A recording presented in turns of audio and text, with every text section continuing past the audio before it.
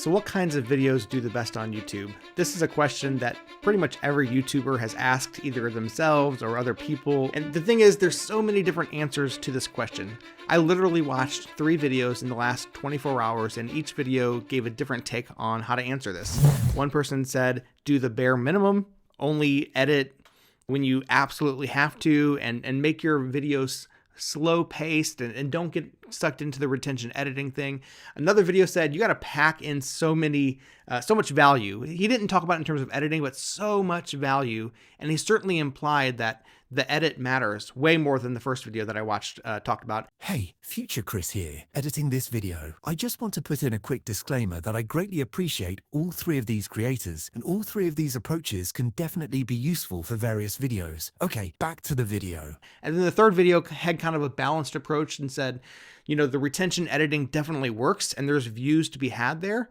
But in terms of long-term, what kind of channel are you building? You have to think about, is this sustainable for me? Is it what I really want to build on my channel long-term? So it's kind of more of a balanced view in terms of thinking through what kind of channel do you want to make? And really, I think that is really what it comes down to.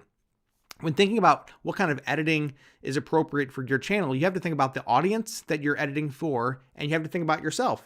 In all honesty, you have to think about, what can I do long term? What am I going to be satisfied doing years from now, so that when I gather this audience that is used to a certain kind of editing or a certain kind of format or a certain kind of flow for my videos, that I'm not just pulling the rug from underneath them and all of a sudden switching formats completely. Now, you can do that, of course. You can pivot your channel and you can change things as you go. In fact, I would certainly recommend that, because if you lock yourself into one kind of video or one kind of video format, eventually that will get stale. So certainly you do have to reinvent yourself and it can continually innovate in these kinds of things. But you have to also think about, what kind of editing, like going into it, what kind of editing can I do well that's going to retain people's attention, or at least have the value in there in such a way that it's going to retain people's attention and attract new viewers and these kinds of things. And also that I can do long term. For some people, that's going to be really slow paced videos. That's going to be not putting a whole lot of time into the edit. And it's going to be a lot of the